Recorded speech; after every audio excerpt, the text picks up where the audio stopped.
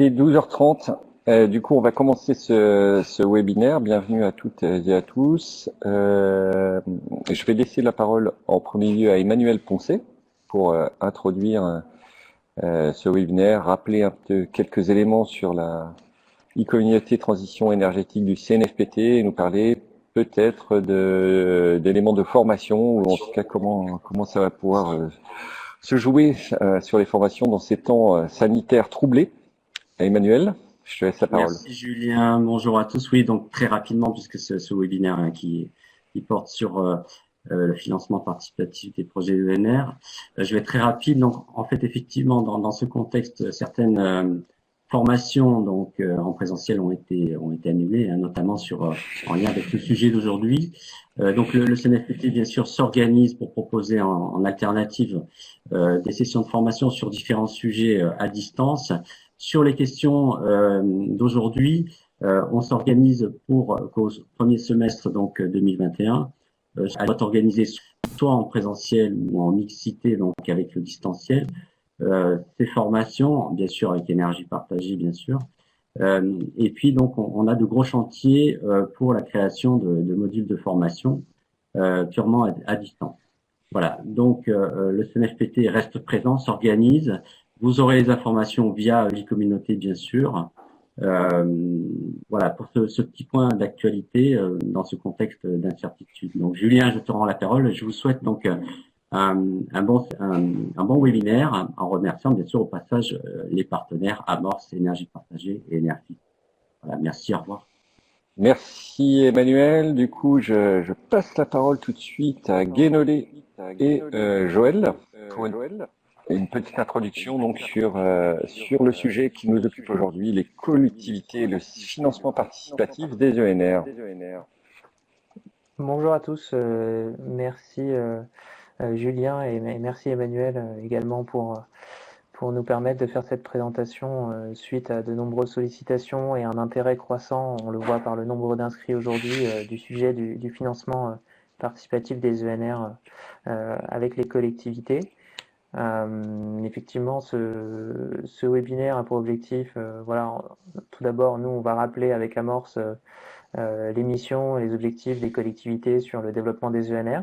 Et puis, nous avons effectivement convié donc Enerfip et Énergie Partagée pour vous présenter le cadre réglementaire, les contraintes juridiques et puis en fait les premières pistes et b.a-ba du financement participatif dans les projets d'ENR et quelle est l'action des collectivités, en tout cas quelle est votre possibilité d'action sur ces projets et quel intérêt pour faire avancer ces projets sur votre territoire. Donc je suis pour Amorce chargé de mission énergie renouvelable et je suis accompagné de mon collègue Joël Ruffy. Bonjour, pardon. Donc Joël Ruffy, moi je suis à Amorce chargé de mission juridique et fiscale. Donc plutôt spécialisé sur les questions d'énergie renouvelable. Et on peut peut-être rapidement présenter donc Erwan Boumard, si tu peux te présenter rapidement. Oui, tout à fait. Donc Erwan Boumard, moi je suis directeur d'énergie partagée coopérative, donc qui anime le réseau français en tant que tête de réseau des énergies citoyennes et puis qui intervient aussi dans le développement et le financement des projets énergie renouvelable avec deux outils, énergie partagée investissement et Énercité. Merci Erwan. On est également accompagné par Jérôme Blanc de la société Enerfip. Oui, bonjour. Eh bien, oui, donc Jérôme Blanc, je suis chef de projet chez Enerfip. Donc, j'en parle un peu plus tard. On fait du financement participatif de la transition énergétique. Je suis plus particulièrement chargé donc de coordonner les services qu'on développe pour les collectivités. Je suis très heureux de participer aujourd'hui à ce webinaire. Là, j'espère que tout le monde va bien en profiter. Je voudrais juste en introduction préciser il n'y a pas de problème de financement des énergies renouvelables. Hein. Il y a plus de 5 000 milliards d'épargne en France. Donc, il y a juste un problème d'aller le chercher, de le flécher. Merci Jérôme. Donc effectivement, on est là pour 1h25 pour parler de ce sujet de financement participatif. Rapidement, vous présenter Amorce, on est une association réseau de collectivités et de professionnels dans le secteur de la transition écologique sur les déchets, l'eau et l'énergie. Parmi vous, on a des adhérents parmi les inscrits. N'hésitez pas à venir voir ce qu'on fait et ce qu'on peut faire pour vous accompagner dans votre démarche. Avant de parler de financement participatif, on voulait revenir d'abord sur pourquoi le développement des ENR rapidement. Vous avez tous des objectifs qui découlent de la programmation pluriannuelle de l'énergie, puis des schémas SRADET au niveau régional et puis de vos propres PCAET pour développer les énergies renouvelables et fixer des objectifs, des caps sur 5 ans, sur plusieurs années à venir sur le développement des ENR, mais aussi d'autres sujets sur la rénovation, sur l'amélioration de la qualité de l'air, donc tous les éléments de vos plans climat.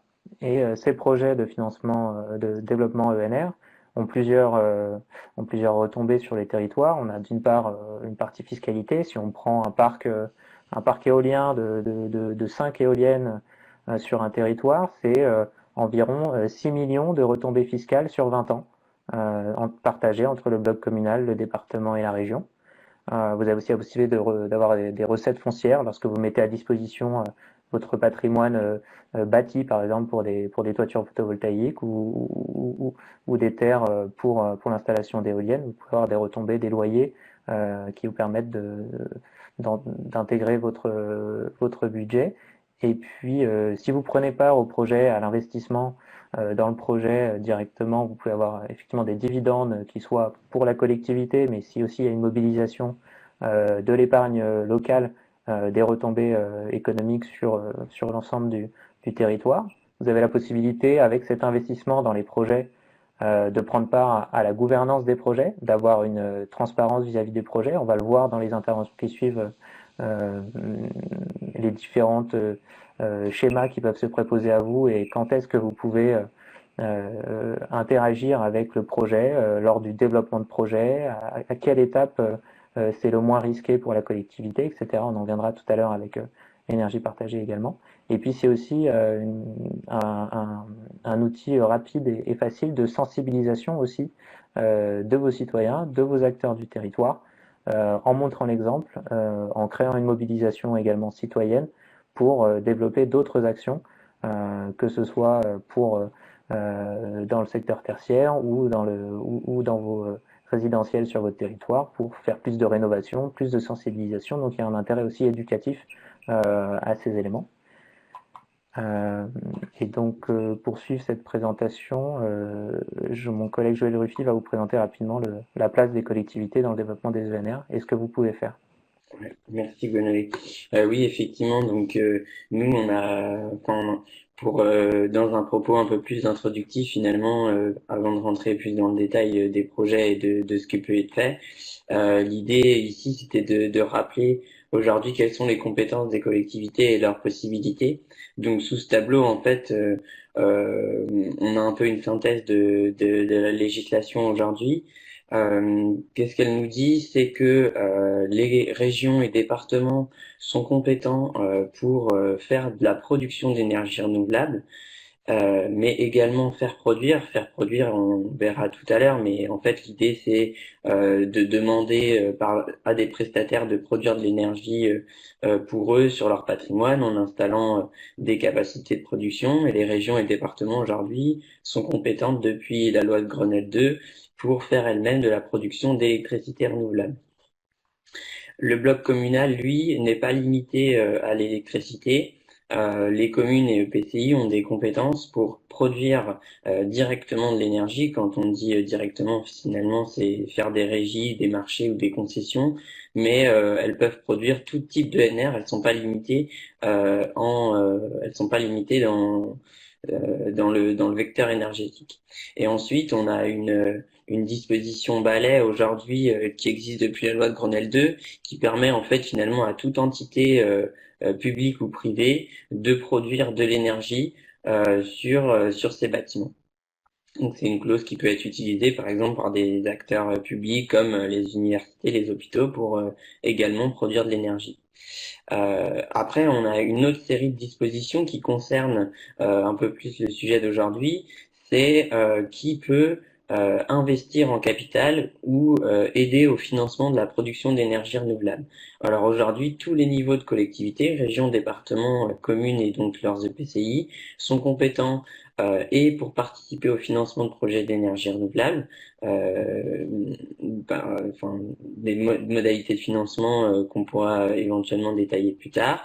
Et toutes ces collectivités-là sont également compétentes pour prendre pour prendre des participations en capital, soit dans des EPL, donc ça c'est des sociétés que vous connaissez, entreprises publiques locales que vous connaissez, les SEM, les CEMOP, les SPL. Donc toutes les collectivités peuvent prendre des parts dans ces sociétés-là qui font de la production d'énergie renouvelable. Et puis depuis la loi de transition énergétique, toutes ces collectivités-là peuvent aussi prendre des parts dans des sociétés qui sont pas des entreprises publiques locales, donc qui seront soit des sociétés anonymes de droit commun, soit des SAS de droit commun, sociétés par action simplifiée de droit commun, qui vont faire de la production d'énergie renouvelable. Donc les régions, c'est limité à leur territoire, et pour les départements, c'est leur territoire, un département ou le territoire d'un département limitrophe, et pour le bloc communal, c'est soit sur le territoire de la commune, soit d'une commune limitrophe, et pour les EPCI, sur le territoire de leur EPCI, soit des EPCI limitrophes. Donc, on voit qu'aujourd'hui, les collectivités, elles sont toutes compétentes pour produire de l'énergie renouvelable, et elles sont toutes compétentes pour investir dans des sociétés de production d'énergie renouvelable sur leur territoire, voire sur des territoires limitrophes. La distribution d'électricité, on vous a mis un peu cette colonne pour mémoire. Aujourd'hui, le gaz, l'électricité, c'est des activités spécifiques gérées en monopole, et le bloc communal, lui, a également une compétence pour distribuer de la chaleur et du froid au titre du Code général des collectivités territoriales. Donc je vois qu'il y a une première question qui effectivement est un peu centrale, c'est est-ce que les communes et EPCI sur un même territoire peuvent investir? Alors aujourd'hui la question est un peu complexe parce que il y a des interprétations divergentes et la réglementation sur la question est pas hyper claire. Donc il y a une position ouverte et qui est sur la majorité du territoire aujourd'hui permise, qui dit que finalement les communes et les EPCI peuvent investir dans les mêmes projets. Aujourd'hui, on a assez peu de blocage juridique sur la question. Pour autant, quand on interroge le ministère, donc la Direction générale des collectivités territoriales et certaines préfectures ont pu bloquer certains projets où des communes et leurs EPCI investissaient dans le même projet en disant que on devait respecter les principes du droit d'intercommunalité qui sont la spécialité et l'exclusivité. En disant que si un EPCI intervenait, c'est qu'il en avait la compétence, donc les communes ne l'avaient plus et ne pouvaient plus investir, et ou inversement. Pour autant, cette interprétation-là, pour nous et des remontées qu'on a de terrain, parce qu'on a fait une enquête assez récente et Énergie Partagée également, montrait que ces blocages juridiques-là étaient assez peu fréquents et qu'on trouvait des solutions alternatives dans ces cas-là, mais en tout cas, les blocages étaient assez peu fréquents. En tout cas, nous, on a toujours défendu une position assez large en disant que la loi, elle permettait, et sans parler de partage de compétences, un investissement éventuellement conjoint. Donc après, pour rentrer un peu plus dans le détail de ce que les collectivités peuvent faire, donc là on a vu qu'elles avaient des compétences, qu'elles pouvaient aller le plus loin possible, et nous aujourd'hui on aime à présenter les facultés d'action des collectivités sur 5 niveaux. Le premier qui est le plus simple, finalement, les collectivités aujourd'hui, elles peuvent se contenter dans la production d'énergie renouvelable de mettre en œuvre leurs obligations réglementaires, c'est-à-dire d'élaborer des planifications territoriales qui sont favorables aux énergies renouvelables, avec des objectifs, mais aussi avec des règles qui permettent une insertion des énergies renouvelables facilitées. Et puis, en plus, elles ont des autorisations à délivrer dans certains cas, ou des avis à donner, notamment pour la production éolienne. Et dans ce cas-là, elles peuvent se contenter de ce rôle-là. Après, il y a une étape supérieure qui est le niveau 2. Là, le niveau 2 d'action, nous, on le schématise en disant que la collectivité, elle est en capacité, déjà dans un premier temps, de mobiliser les acteurs locaux en organisant des débats, en organisant des comités de suivi quand certains projets sont mis en œuvre et en participant finalement à leur développement sur le territoire. Il y a également des dispositifs de contrat de développement des énergies renouvelables avec l'ADEME par exemple. Et puis, il y a des premiers montages contractuels possibles qui apparaissent ici. C'est la collectivité qui a du patrimoine, donc soit des toitures, soit des terrains qui sont potentiellement mobilisables pour faire de la production d'énergie renouvelable. Et là, les collectivités sont aujourd'hui toutes compétentes quand elles ont du patrimoine intéressant pour le mettre à disposition d'acteurs économiques, soit publics, soit mixtes, et voire totalement privés pour faire de la production d'énergie renouvelable. Donc là, c'est le premier niveau de montage contractuel apparaît ici, où la collectivité, là, elle va être impliquée, mais de manière assez éloignée finalement, puisque le type de contrat qu'elle va mettre en place, c'est des contrats sur son patrimoine qui vont être finalement des baux amphithéotiques dans la plupart des cas, voire des conventions d'occupation temporaire avec ou sans droit réel. En plus, donc si on va un peu plus loin, la collectivité, on en a un peu parlé, mais elle va avoir la possibilité de participer au financement et à la gouvernance des projets.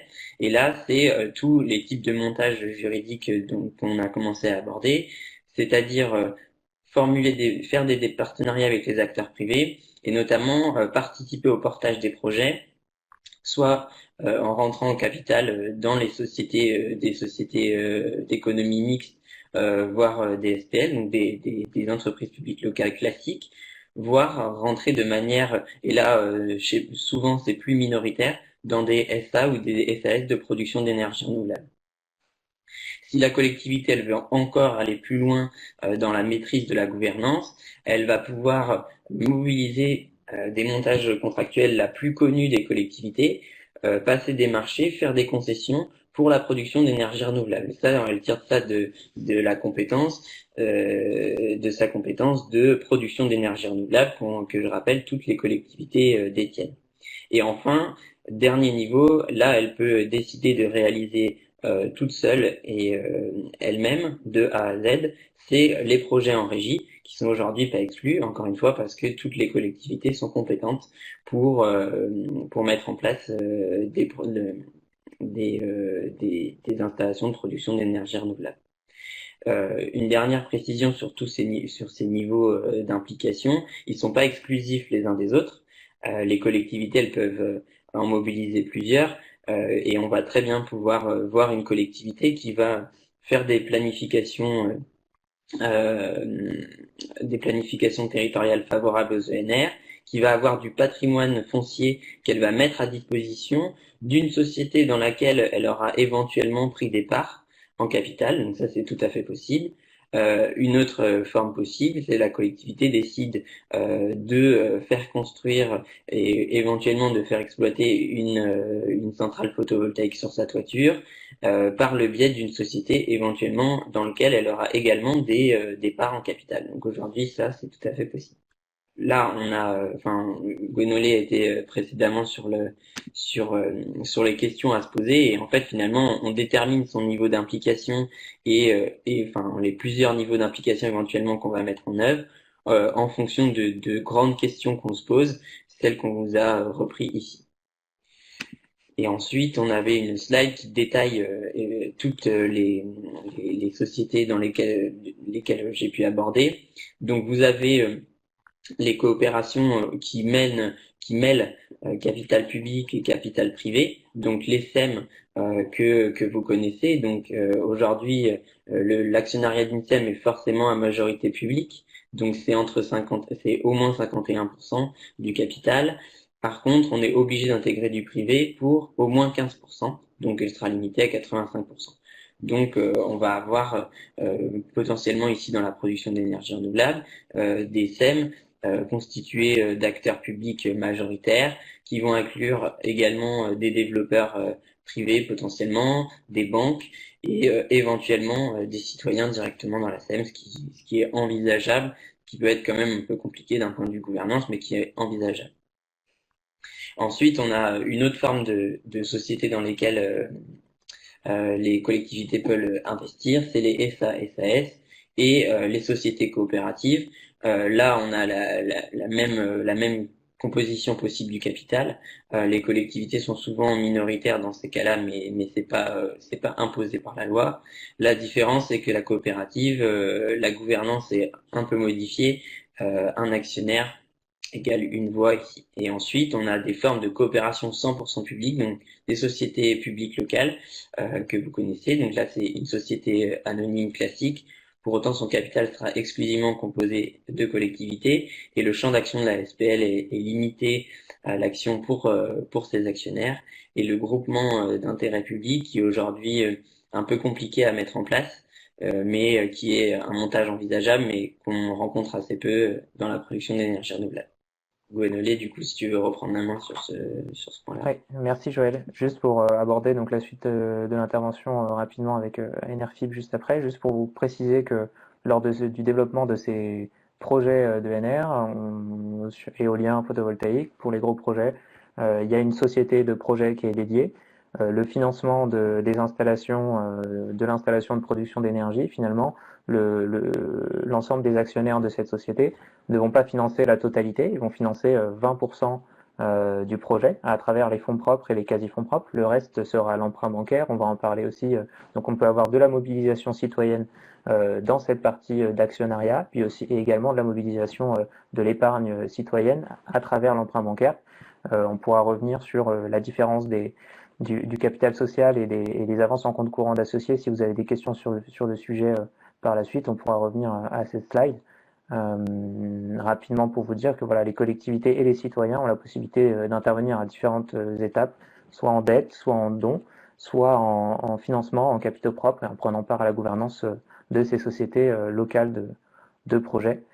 Et pour la suite, nous allons parler avec Enerfip directement du cadre et des contraintes juridiques associées au financement participatif et des présentations de modèles et des cas de retour d'expérience de projets avec une participation citoyenne. Ok, merci beaucoup Gwenolé et Joël. Et du coup, je vais partager la présentation d'Enerfip tout de suite. Alors, je vais vous présenter le financement participatif assez brièvement de toute façon, parce que c'est quand même un outil assez vaste et complexe.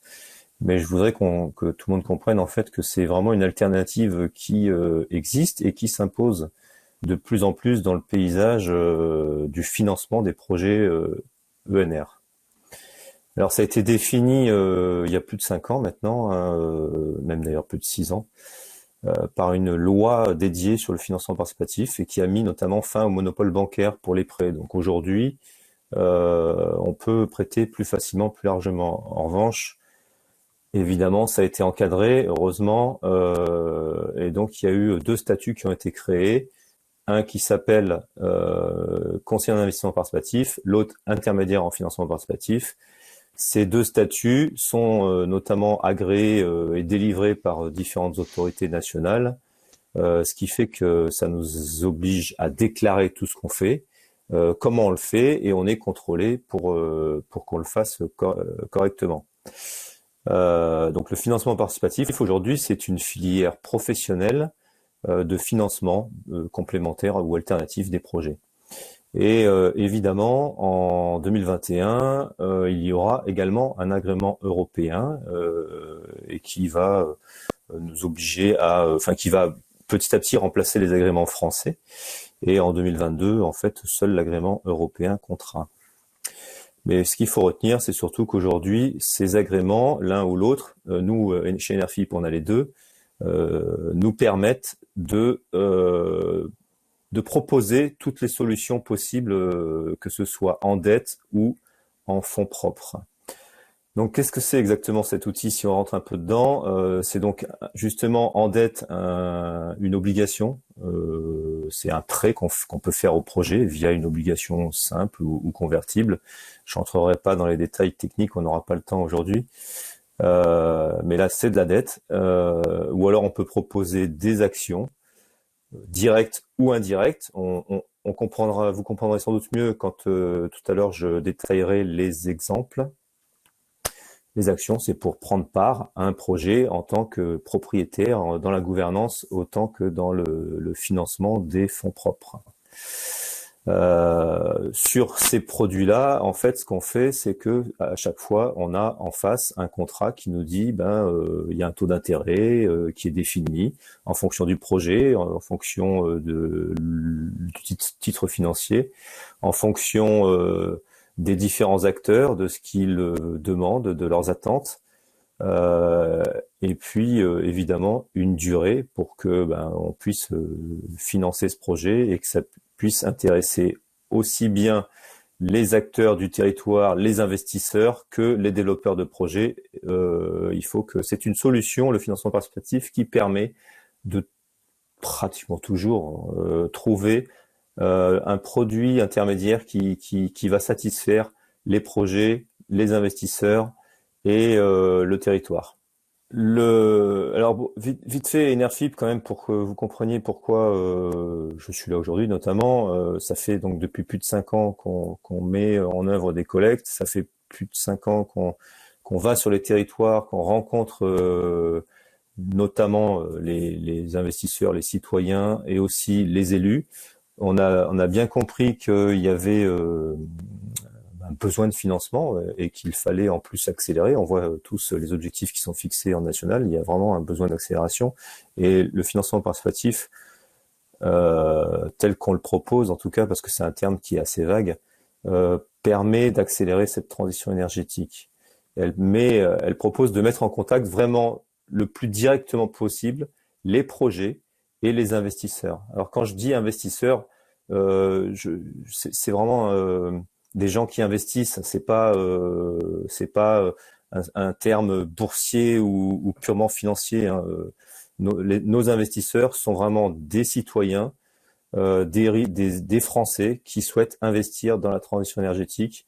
Et donc ce qu'on veut, c'est on leur propose finalement l'outil pour les relier directement au projet dans cette dynamique de circuit court, pour qu'ils deviennent acteurs de cette transition énergétique qui ne réussira que si tout le monde joue son rôle.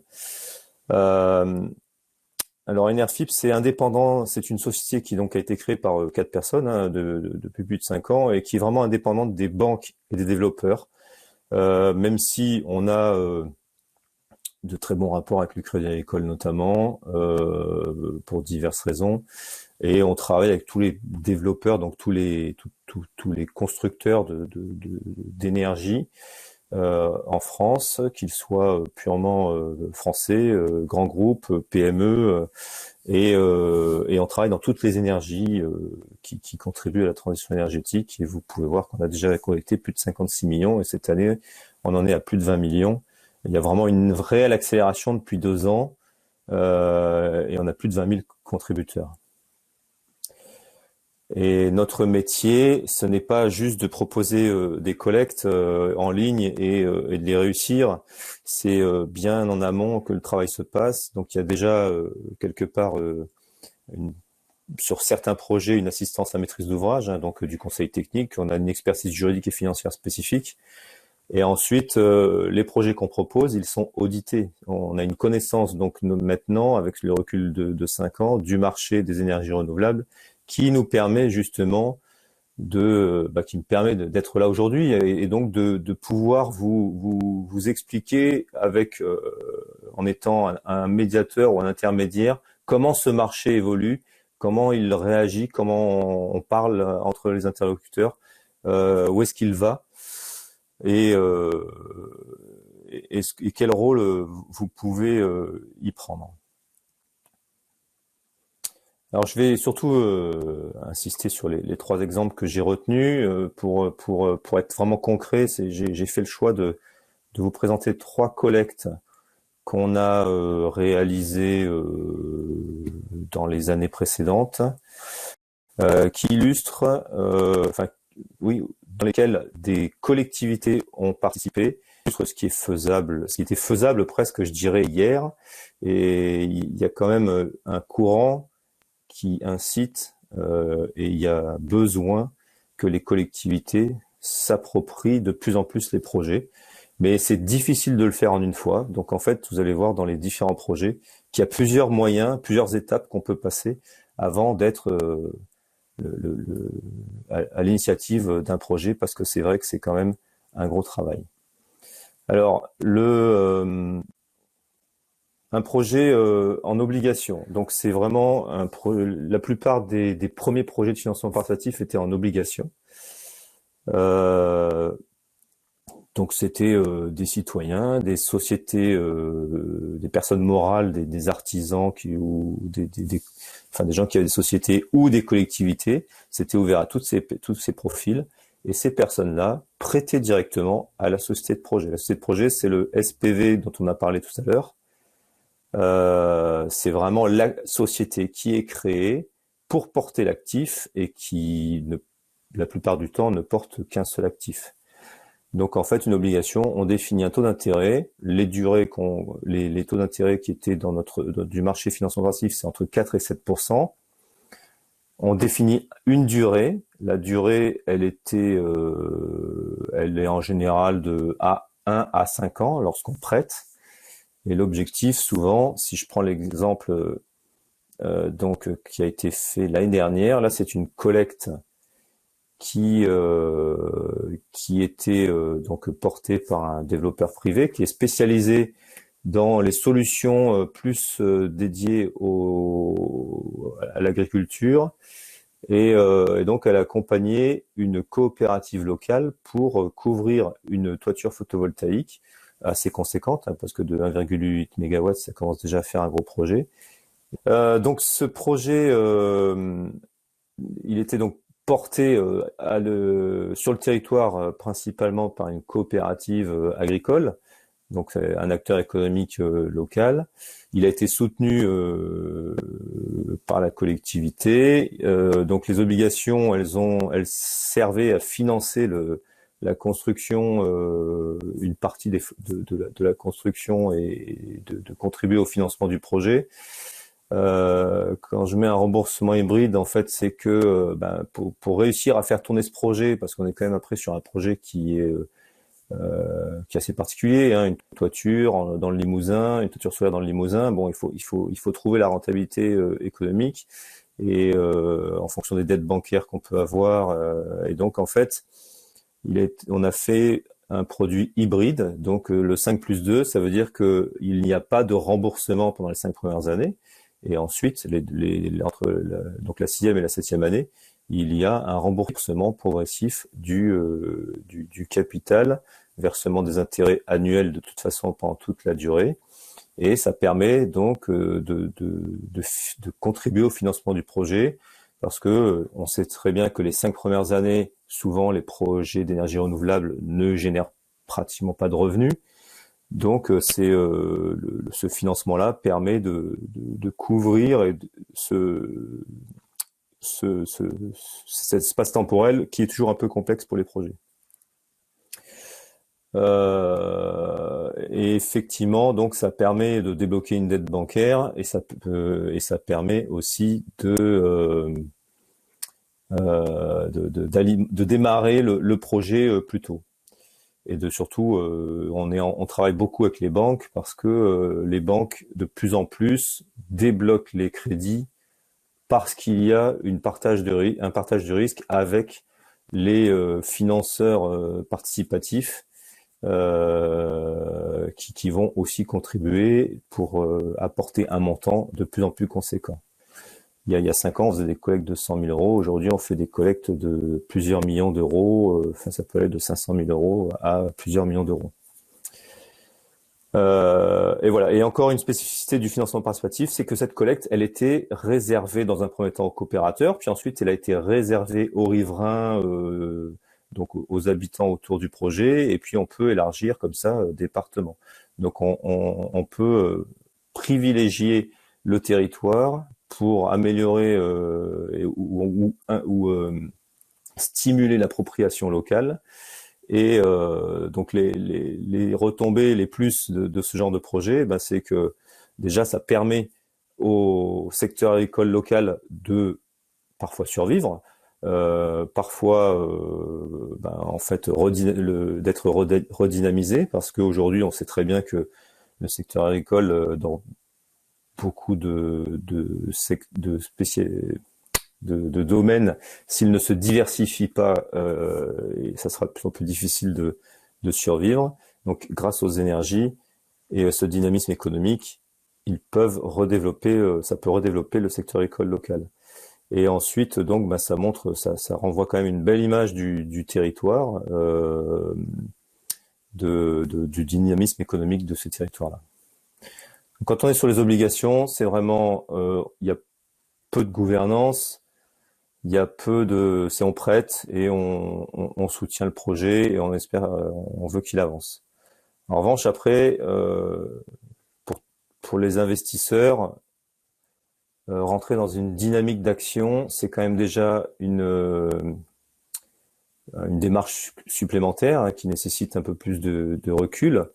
Quand on veut s'intégrer dans un projet, il faut quand même il faut y avoir réfléchi. On peut pas proposer des actions à tout un chacun sans avoir un minimum de réflexion là-dessus, parce qu'on s'engage quand même plus profondément dans un projet. Alors comment ça fonctionne? Toujours pareil, à peu près, hein, on investit, mais là, nous, ce qu'on propose, c'est plutôt d'investir indirectement, souvent dans les projets, pour résoudre les problèmes qu'on a mentionné tout à l'heure de gouvernance. Sur certaines collectes, on a des centaines de personnes qui investissent. Donc ces centaines de personnes, on ne peut pas les intégrer dans une société de projet, sinon la gouvernance va être impossible. Donc ce qu'on fait, c'est qu'on crée une société qu'on appelle une société citoyenne, mais c'est une SAS, comme on l'a mentionné, toute simple, qui regroupe tous ces actionnaires, qui est créée spécifiquement pour le projet, et c'est elle qui va investir dans la société de projet. Donc après, elle va investir sous différentes formes. Elle peut investir complètement en actions, elle peut investir, ça a été mentionné un petit peu tout à l'heure, en compte courant associé, en quasi fonds propres. Enfin voilà, il y a différents leviers. Ça dépend de quel rendement veulent avoir les investisseurs, à quelle échéance, pour que justement on cale les bons leviers entre 5 et 8% et sur une durée d'investissement entre 4 et 15 ans, et que le projet puisse servir le rendement attendu par les uns ou par les autres. Alors 2 exemples en action. Donc là, c'est un projet dans le cadre des appels d'offres de la Commission de régulation de l'énergie. Donc c'est un projet développé par un constructeur d'énergie renouvelable qui a été lauréat en début d'année en fait. Donc un gros projet solaire au sol, 12,5 mégawatts, et donc il y a un cahier des charges de la Commission de régulation de l'énergie qui offre un bonus au tarif d'achat réglementé si il y a un certain pourcentage du projet qui est détenu par les habitants, les riverains du projet. Donc la maille, elle est au niveau départemental privilégié, département et limitrophe. Donc sur une collecte comme celle-là, on arrive à un projet à 12 millions d'euros d'investissement. Hein. Donc ça nous a imposé de réaliser une collecte de 850 000 euros. C'était dans la Haute-Loire, c'est une collecte qui se termine en ce moment d'ailleurs, hein, et donc elle a été quand même effectivement, le projet a été construit quand même par un développeur qui est sur le territoire depuis plus de 10 ans, hein, qui a une agence sur le territoire, qui est très actif sur le territoire. Les actions, elles sont encadrées. Les actions ne sont pas des actions qui rapporte des dividendes, parce qu'en fait, le cahier des charges nous impose de proposer un produit sur du court terme. Donc, c'est plutôt construit sur une valorisation de ces actions par un contrat qui est convenu au début de la collecte.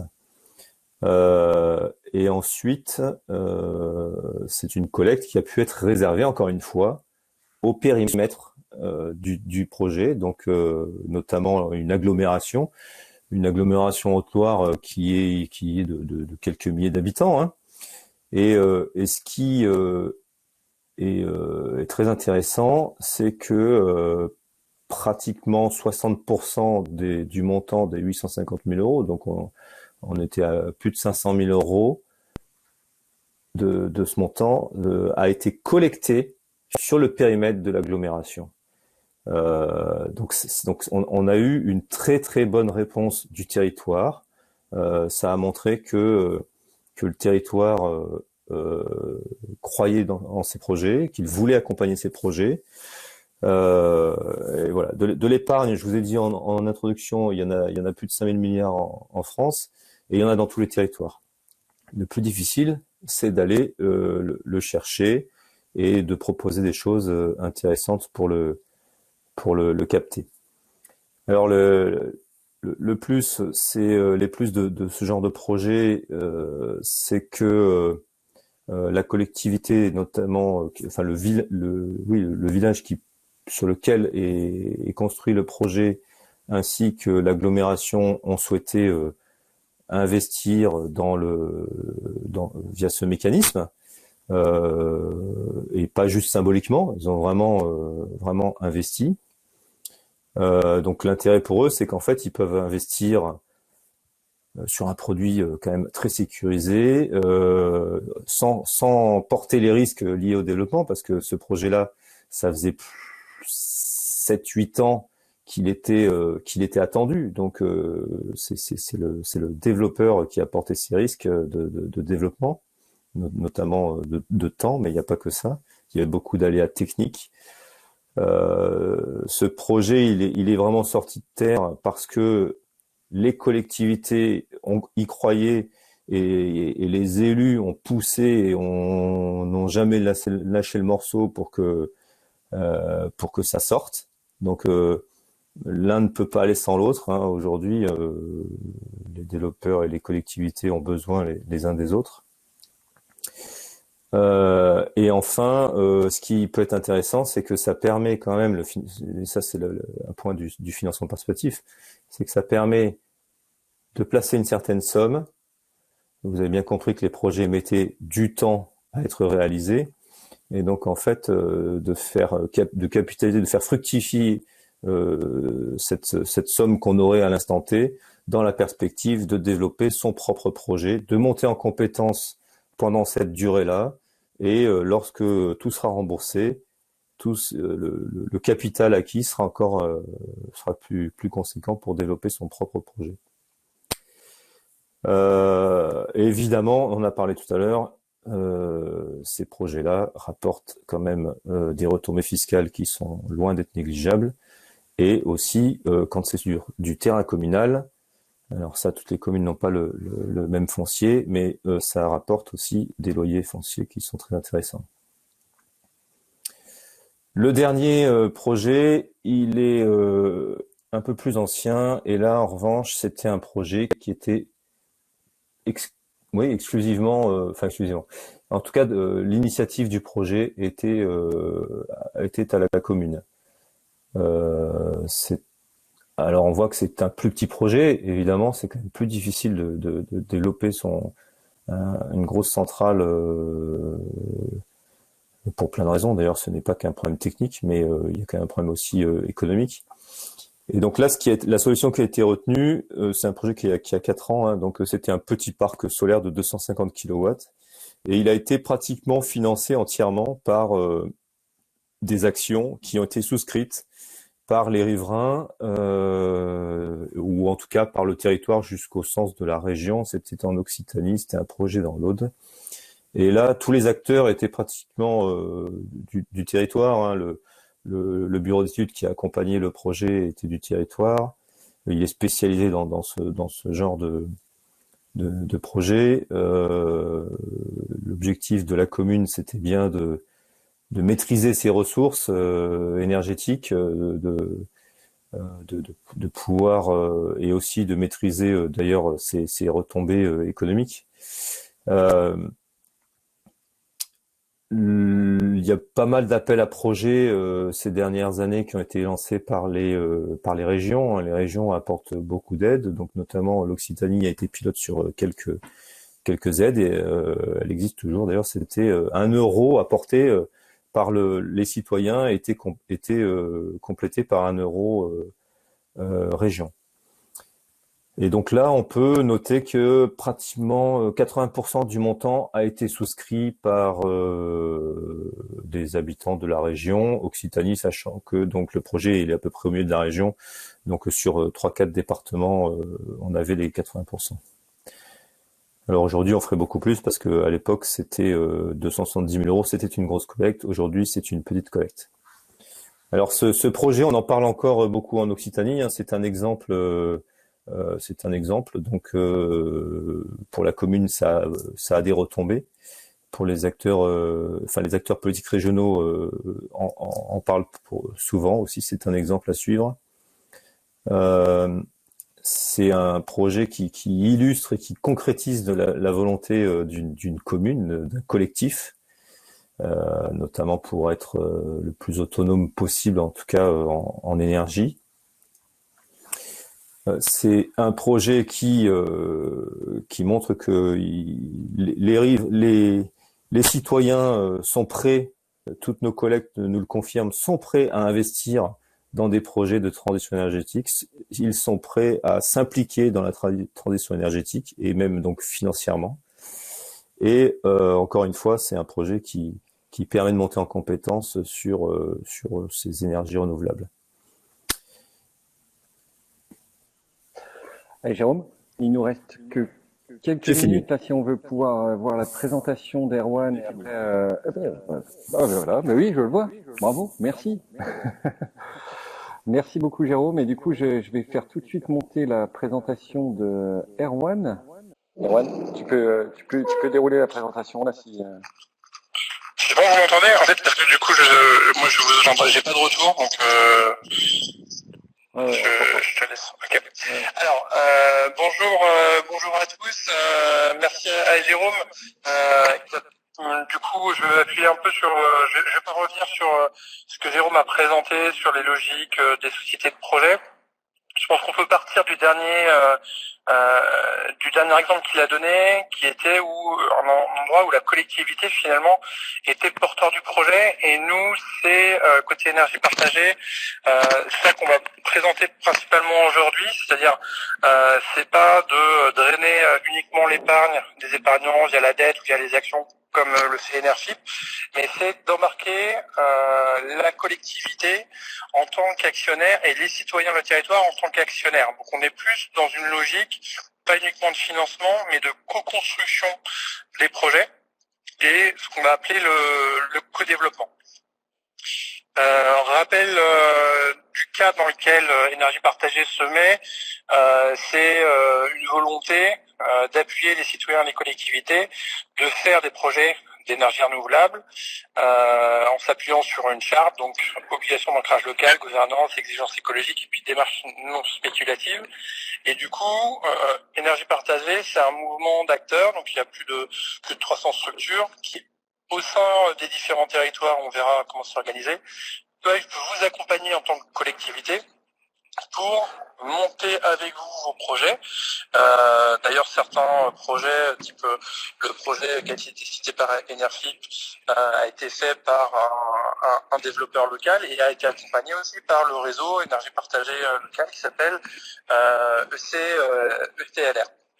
Donc, il y a toute une dynamique pour vous appuyer sur ces logiques de co-développement et on va rentrer un petit peu dans le détail, voir comment les collectivités peuvent s'impliquer dedans.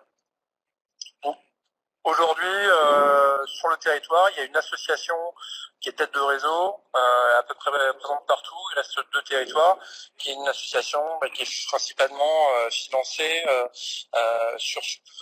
par l'ADEME nationale, qui veut faire la promotion des énergies citoyennes, donc des énergies sur lesquelles le territoire, collectivité et citoyens sont actifs. Je passe rapidement. À côté de cette association, il y a une coopérative, et donc là, c'est la structure dans laquelle je suis salarié, qui aide à faire le développement des projets ou à faire le financement des projets, à encadrer tout ça. Donc on fait de l'appui technico-économique, de l'ingénierie financière, un peu comme Energy peut vous présenter à un certain moment sur la partie financement. Là, le point particulier, c'est qu'on n'est pas uniquement sur la partie financement, on vous aide aussi en tant que collectivité, et quand je dis on, il y a la coopérative, mais c'est tout le réseau, à choisir le type de projet que vous voulez faire, le type de gouvernance. Donc c'est pas un projet, comme on a pu le voir côté Energy, qui a été défini principalement par un développeur qui cherche à intégrer localement des acteurs, parce que ça lui permet d'avoir des bonifications à la creux, mais aussi parce que ça peut être son projet politique. Mais là, c'est vraiment une volonté du territoire de co-construire dès le début. C'est pas que sur le financement, c'est aussi sur la définition du projet. Je vais juste vous rappeler quelques notions sur le projet. Donc, un projet d'énergie renouvelable, comme on le voit, il y a une phase d'émergence qui dure 3-12 mois, où là on se dit, en fait, est-ce que ça fait du sens de faire ce projet solaire, ce projet éolien ici? Donc là, on est sur une... ouais, merci. Je sais pas qui a ouvert le bonus de compensation. On est sur des budgets assez faibles, entre 5 et 10 000 euros, pour se dire physiquement, est-ce que techniquement c'est intéressant? Donc généralement, qu'est-ce qu'on fait? C'est soit une collectivité qui a du foncier, ce qui a été présenté par Amorce, en fait j'ai du foncier, une zone que j'aimerais valoriser, comment je fais pour la valoriser, et est-ce que c'est éligible pour faire un projet d'énergie renouvelable? Par exemple, là, on travaille avec une collectivité qui a une ancienne décharge, un centre d'enfouissement technique, qui voit qu'il y a beaucoup de projets de solaire qui se font, et se disent, bon, est-ce que je pourrais le faire? Et du coup, avec 5 000 euros, on est capable d'aller voir des bureaux d'études pour se dire, oui, parce que on peut se raccorder pas trop loin, il y a assez de soleil, la structure technique du terrain est bien positionnée, donc toute cette préfaisabilité, cette phase d'émergence, elle se fait en moins d'une semaine. Sur l'éolien, c'est un tout petit peu plus long. C'est pour éviter de lancer des études lourdes si on considère qu'il y a des contraintes techniques, écologiques ou financières qui vont pas. Donc, à la fin de cette émergence-là, on lance le développement. Et donc là, le développement pour un projet solaire, par exemple de 5 mégas, c'est de l'ordre de 120 000 euros. Pour un projet éolien, c'est plus lourd, c'est 500 000 euros. Et donc, dans cette phase de développement-là, il faut voir, est-ce que la collectivité, est-ce que vous êtes prêt à jouer un rôle d'actionnaire, d'entrepreneur, en disant oui, c'est mon foncier, moi ça m'intéresse de comprendre, et je veux avoir le choix de qu'est-ce que je mets, où je mets les éoliennes, je veux avoir ma voix entendue dans la définition du projet. Et donc pour faire ça, la collectivité peut être actionnaire du projet, ce qui lui donne un poids évidemment plus ou moins important. Et c'est vraiment la logique que défend Énergie Partagée, c'est que la collectivité au sein de la gouvernance, avec des citoyens, avec des développeurs privés, peut définir le projet. Alors certains porteurs de projets privés peuvent aussi faire du développement et associer la collectivité en présentant ses choix. Mais en tout cas, en tant qu'actionnaire, une fois que vous êtes actionnaire, là, on peut très bien dire dans les statuts de la société, dans ce qu'on appelle le pacte d'actionnaire, dire on peut pas faire un choix, on peut pas imposer un choix technique sans l'accord de la collectivité. Donc ça renforce le fait que vous soyez dans la société, ça renforce le poids et la définition du projet. Et donc ça, il y a des collectivités qui ont assez d'argent pour dire moi ça m'intéresse de prendre ce risque-là, parce que peut-être que le projet il va arriver au bout ou pas, ou de le perdre. Souvent, les collectivités s'alarment un peu là-dessus, c'est-à-dire qu'ils se disent oulala, moi mettre 30 000 euros, mais pas être certain du résultat, politiquement, économiquement, est-ce que c'est possible? C'est pas moins difficile finalement que quand une collectivité décide de créer une ZAC, il va y avoir des moyens investis. Est-ce qu'il y aura de l'activité commerciale qui arrive ou pas? On n'en sait rien. Est-ce que c'est rentable ou pas? On n'en sait rien. Là, c'est le même risque économique. Vous êtes partie prenante de l'entrepreneuriat, de la dynamique du projet. D'autres vont pas vouloir, et donc là, il y a on va voir, ils peuvent s'appuyer sur des outils pour prendre ce risque de développement-là. Et puis, en phase de chantier, c'est là où il faut ramener pas mal d'argent. Donc généralement, c'est effectivement là qu'intervient le crowdfunding, tel que Jérôme l'a présenté pour Enerfi. C'est du coup une levée de fonds, donc ça peut être les collectivités, mais c'est aussi définir un plan de table avec le territoire, donc comment les citoyens, eux, peuvent se structurer pour apporter de l'argent. Et donc, on a certains territoires qui vont lever, là, si je parle des Mauges, c'est autour de Cholet, on a fait des projets éoliens, on a des citoyens qui ont levé 2 millions en 6 mois. Donc ils sont pas levés du jour au lendemain, ils ont accompagné tout le projet, mais ils sont en capacité de lever de l'argent tout seuls, obligatoirement avec une plateforme, des fois avec des plateformes, des fois sans. Pareil, la collectivité, le PCI Mauges Communauté avait de l'argent, l'a mis dans une SEM, et c'est via la SEM qu'elle intervient dans les projets. Donc on est en capacité pour des structures qui ne veulent pas prendre du risque de développement mais uniquement de construction, d'ouvrir largement en fonction des besoins financiers. Et puis après, il y a toute la vie de l'exploitation.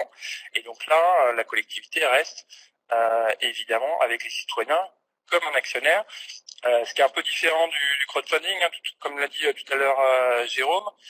Sur le crowdfunding aujourd'hui en action, sur le premier exemple, quand un développeur vient chercher des actionnaires, en fait, c'est sur des durées qui sont dans l'appel d'offres.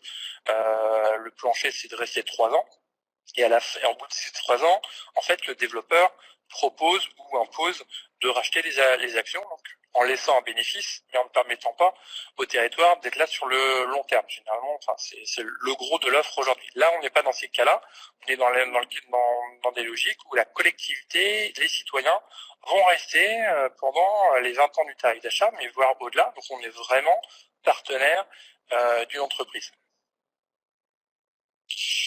Donc s'associer en co-développement, en fait, c'est pas non plus naturel. C'est-à-dire que c'est pas une régie. Alors ça peut être une régie, mais là, faire du co-développement avec des citoyens et avec des développeurs privés, donc s'associer en co-développement, travailler à plusieurs, c'est une technicité sur laquelle on a généralement besoin d'être accompagné, ce que propose Énergie Partagée Coopérative, mais ce que proposent aussi d'autres acteurs du réseau. Donc vous pourrez trouver au sein du réseau régional proche de chacune de vos collectivités des structures qui vont vous aider à structurer ce co-développement. Nous, EPC, on intervient au niveau national, donc si vous voulez, on peut intervenir, mais de toute façon, que ce soit nous ou une structure relais, on peut vous aider à faire toute cette logique-là. Et donc, évidemment, ça veut dire, c'est un mariage. Il va falloir vous faire accompagner sur, moi, en tant que collectivité, voilà ce que j'apporte, voilà ce que je veux faire, de quoi j'ai besoin, des capacités financières, des capacités techniques, qui les a? Est-ce que c'est la SEM? Est-ce que c'est le syndicat d'énergie? Est-ce que c'est l'outil régional? Est-ce que c'est énergie partagée? Voilà. Est-ce que c'est un développeur privé? Tout ça, en fait, on va un peu essayer de voir qui veut se mettre autour de la table pour faire un projet, évidemment défini avec la collectivité. Quand c'est elle qui définit le projet, qui sélectionne ses partenaires via par exemple un AMI, c'est elle qui pose le cadre choix qu'elle veut imposer à ses différents partenaires ou construire. C'est elle qui définit le cadre. Donc ça, l'association et les réseaux régionaux vont vous aider en tant que collectivité à définir ce que vous voulez. Et puis après, les différents partenaires vont venir compléter vos besoins pour faire ce développement-là. Aujourd'hui, je vais pas détailler le projet là qui est assez compliqué, mais on vient de faire une note justement sur la partie développement. Finalement, quels sont les différents rôles? Donc, il y a des rôles techniques, il y a des rôles de gouvernance, il y a des rôles de financement, de gestion des autorisations. Et on a co-construit avec certains développeurs quelles sont finalement les possibilités pour chacun. Donc là, on a mis développeurs, prestataires, citoyens, collectivités et opérateurs, de prendre le rôle, de prendre le lead sur tel ou tel sujet, pour que justement, quand je vous disais, on met tout le monde autour de la table, eh ben, on a des responsabilités, on donne pas les clés du camion à uniquement un interlocuteur, on définit les rôles et chacun a son rôle comme une structure d'associés où chacun finalement apporte son argent et son rôle, son expertise pour faire un projet commun. Donc, je ne rentre pas dans le détail. Vous aurez les liens pour lire la note sur le co-développement à la fin de la présentation. Il y a un webinaire qui a été fait d'ailleurs dessus, si vous voulez le revisionner, pour un peu expliquer cette note. Un des sujets majeurs pour les collectivités, c'est le financement de ce développement, parce que développer, comme j'ai dit, un projet, c'est développer à risque. Et donc, si on n'a pas les autorisations, pour X ou Y raison, on peut avoir des problèmes techniques, des problèmes environnementaux sur lesquels on n'a pas les accords, ou on peut ne pas avoir de tarifs, avoir des problèmes de raccordement, ou de l'opposition. Évidemment, beaucoup de projets éoliens de méthanisation sur lesquels il y a de l'opposition et donc des recours. Et donc, si à la fin on n'a pas les autorisations, c'est de l'argent perdu. Donc, ce qu'on a fait en réfléchissant avec l'ADEME en 2016-2017, c'est de créer un outil qui pouvait prendre ce risque de développement-là.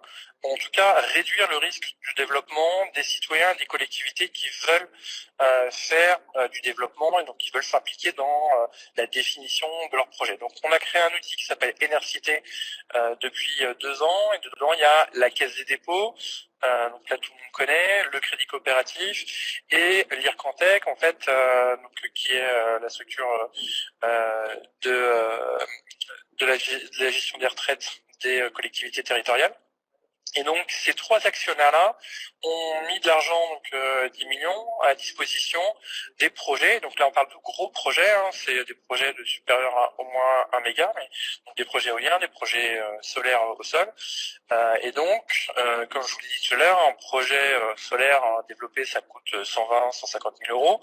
Donc là, Enercité, en ticket moyen, peut mettre 70 000 euros. Donc, ça réduit les fonds à mettre en place par la collectivité, par le développeur privé ou par les citoyens pour accélérer et prendre ce risque de développement. Et la logique d'Enercité, c'est une fois que l'émergence est faite, la préfaisabilité, ça, c'est à les collectivités ou aux citoyens ou aux développeurs privés de dire ça fait du sens de faire un projet. Enercité finance le projet, cofinance le projet, et puis se retire à la fin du développement du projet.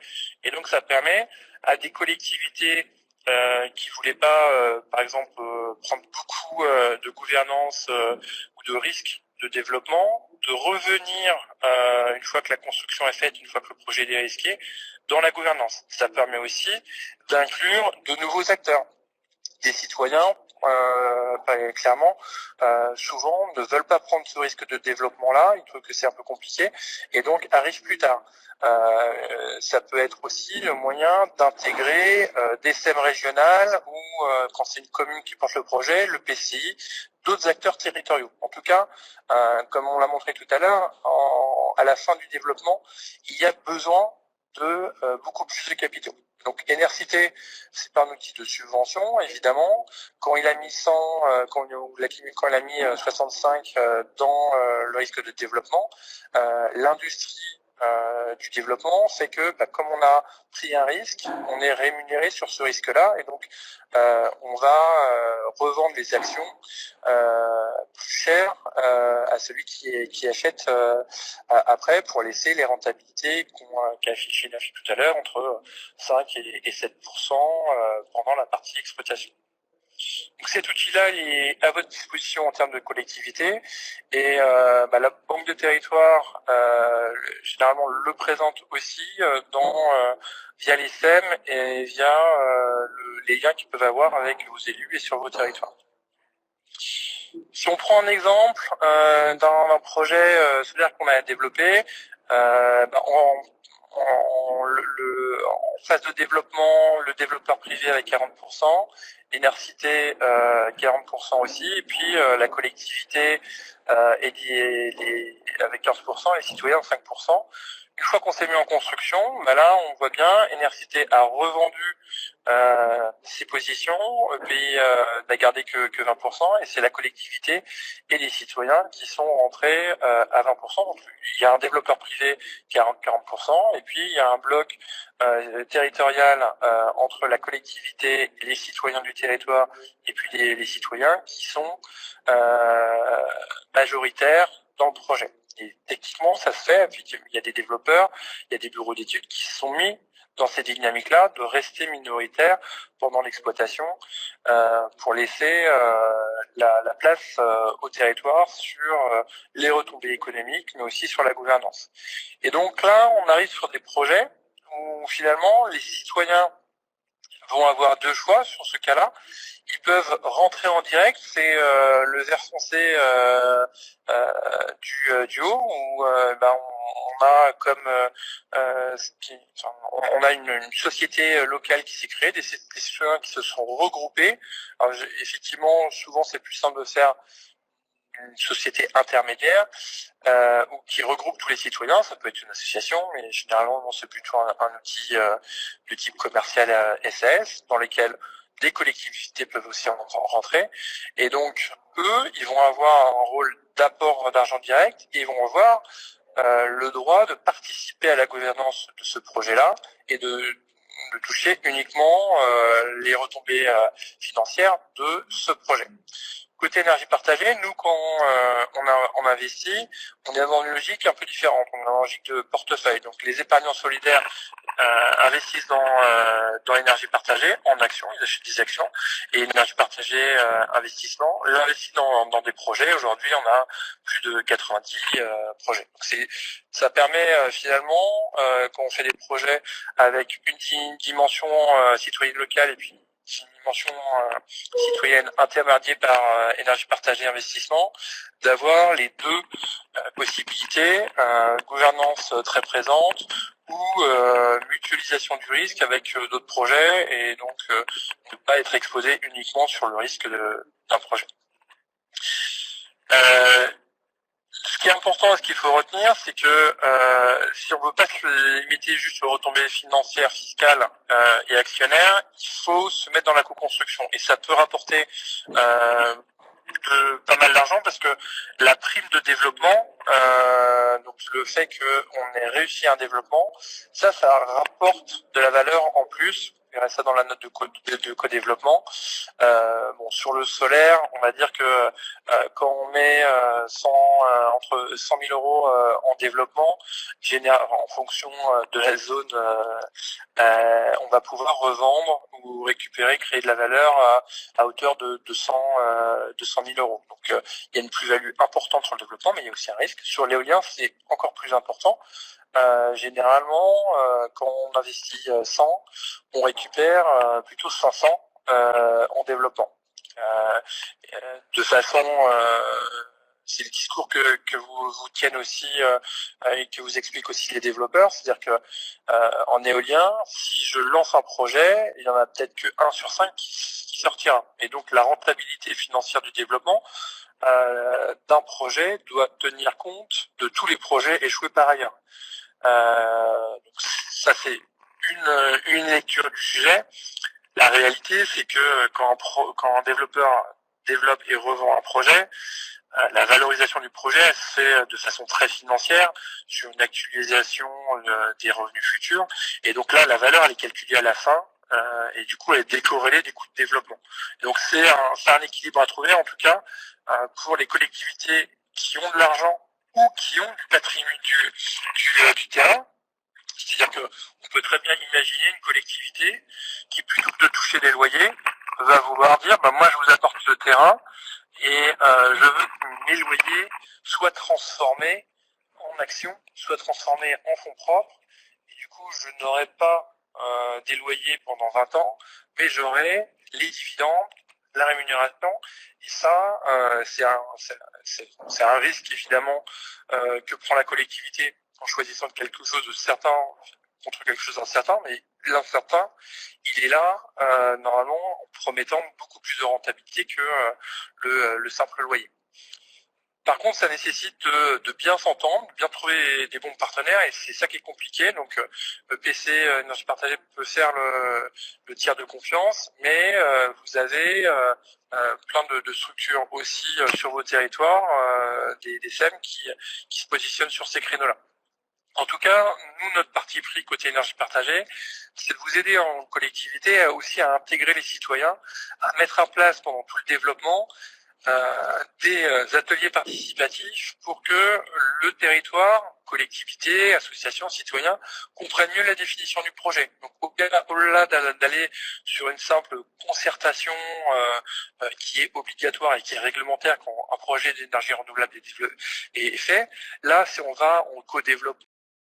Nous, notre parti pris, c'est de dire on va avoir une concertation exemplaire, mais on va aussi attendre du territoire, de la collectivité, des citoyens, des idées pour mieux définir le projet. Donc c'est l'approche qu'on prend, donc c'est en toute transparence économique, financière, mais aussi technique, former des élus, former des citoyens et animer ces ateliers de formation pour qu'ils puissent contribuer et donc aussi s'approprier le projet, pas uniquement d'un point de vue financier, mais d'un point de vue intellectuel et qu'ils puissent le défendre en disant si ce projet-là il fait du sens, j'ai participé à sa définition et s'il y a des choses qui n'ont pas été faites, j'ai compris pourquoi elles n'ont pas été faites, je suis capable de l'expliquer à mon territoire et donc ça démultiplie finalement l'acceptation sur le projet.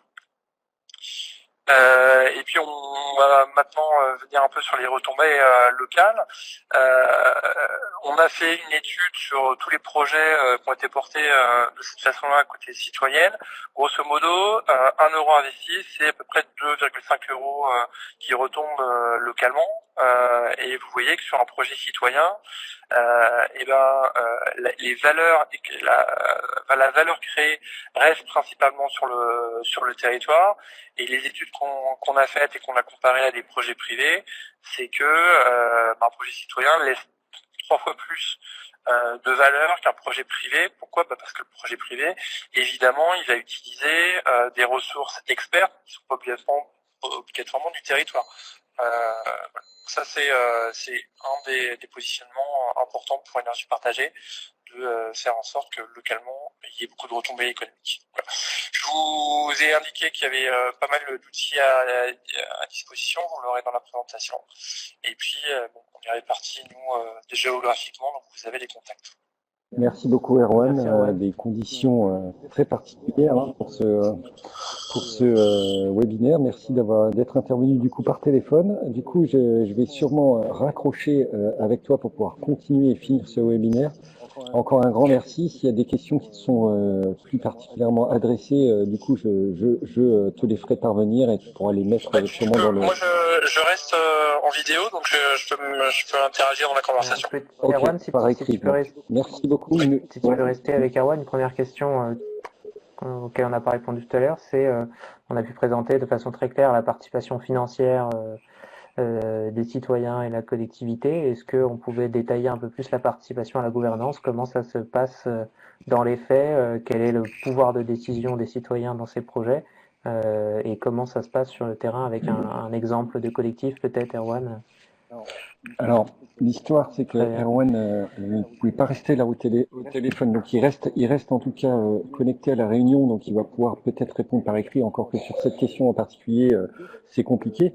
Mais ce que moi je peux dire, puisque comme certains le savent, je suis à la fois chez Énergie Partagée et en même temps à la e-communauté transition énergétique du CNFPT. L'intérêt de l'outil d'énergie partagée investissement, c'est justement d'intermédier des citoyens investisseurs. Et donc en fait, le collectif, enfin énergie partagée, va représenter tout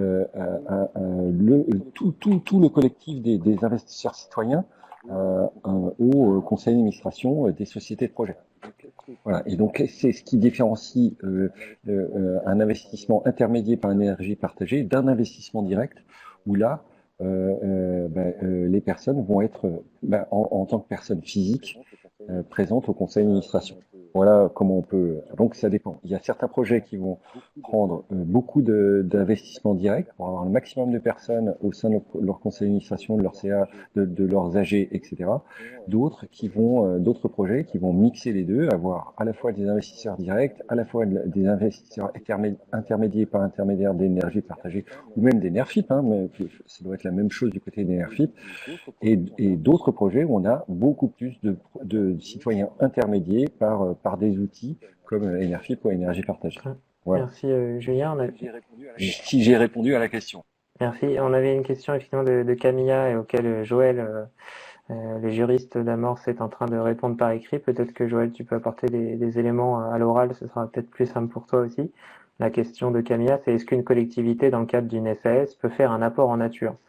C'est-à-dire que proposer son patrimoine sur lequel installer une centrale de production électrique, est-ce que la collectivité peut apporter ça en nature dans la société SAS et puis du coup contribuer avec ce foncier, et puis le développeur et le collectif citoyen financent d'autres parties du projet.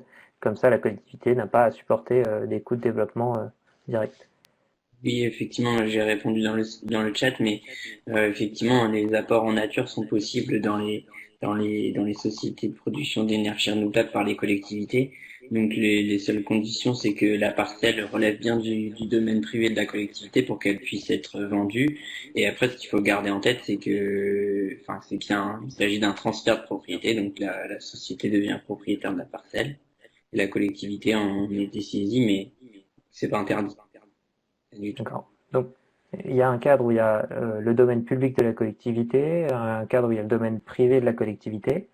La collectivité peut apporter dans la société projet son patrimoine privé.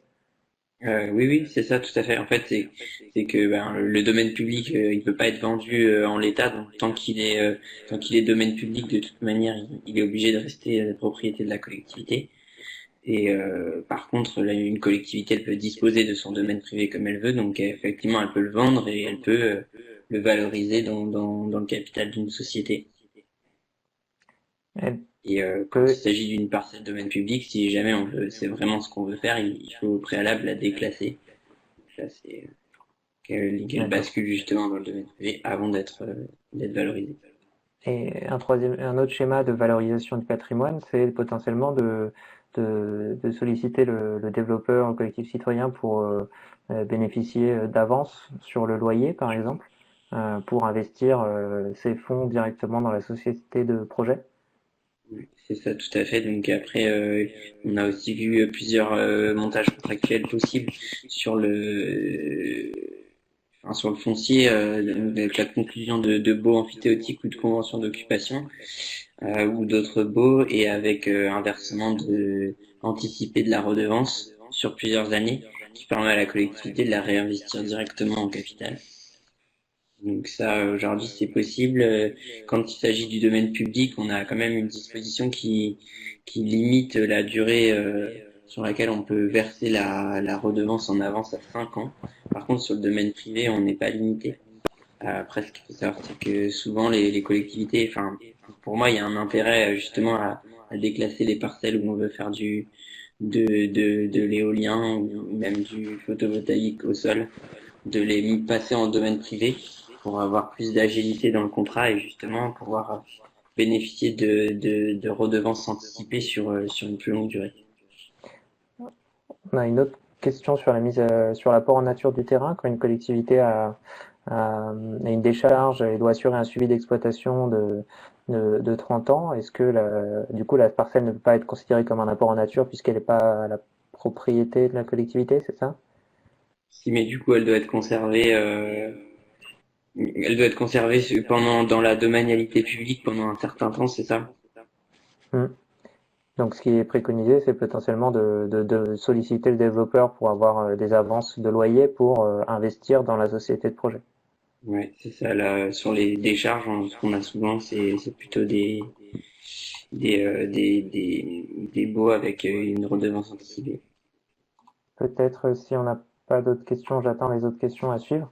Rapidement pour refaire le tour. Donc on a pu voir dans la présentation aujourd'hui la place du financement participatif dans les projets d'ENR, donc des possibilités pour les citoyens et pour les collectivités de participer à la dette, sur laquelle où ils ont un instrument financier qui leur permet d'avoir des retombées, des taux d'intérêt sur un certain nombre d'années, entre 1 et 5 ans principalement, la possibilité finalement de faire des investissements dans les capitaux propres avec une gouvernance indirecte. C'est là où on a pu parler de sociétés citoyennes d'intermédiation, comme a pu présenter Erwan. Donc on appelle aussi des clubs d'investisseurs qui sont représentés par une personne de cette structure. Donc dans le cadre d'Enerfip, c'est quelqu'un d'Enerfip qui représente. Et puis dans le cadre d'énergie partagée, on a pu voir que c'était également le même cas. Puis on a aussi le crowdfunding d'action directe, où là vraiment finalement, est-ce qu'un collectif citoyen va monter un projet et chaque personne physique aura une représentation dans la société de projet. Peut-être que Julien peut remercier déjà tous les participants aujourd'hui, nous excuser également sur les petits soucis techniques sur cette plateforme Adobe Connect que je découvre pour ma part. Et puis vous remercier à tous d'avoir suivi la présentation et on regardera vos questions pour celles qui n'ont pas été répondues pour apporter des compléments. N'hésitez pas à nous contacter directement aussi au sein de nos structures. Voilà, si Julien, tu veux dire un dernier mot. Vous aurez tous accès aux présentations et au replay directement sur le site de l'e-communauté du CNFPT. Oui, Julien n'étant pas disponible, je me permets d'intervenir. Donc Emmanuel Poncet pour le CNFPT. Effectivement, le compte rendu intégrant donc la vidéo et les présentations, l'ensemble sera donc à disposition d'ici quelques jours. Voilà, écoutez, je pense qu'on peut clore le webinaire. Et je vous remercie à nouveau pour vos interventions et la participation active des participants de l'e-communauté. Et je vous dis à bientôt. Voilà, au revoir.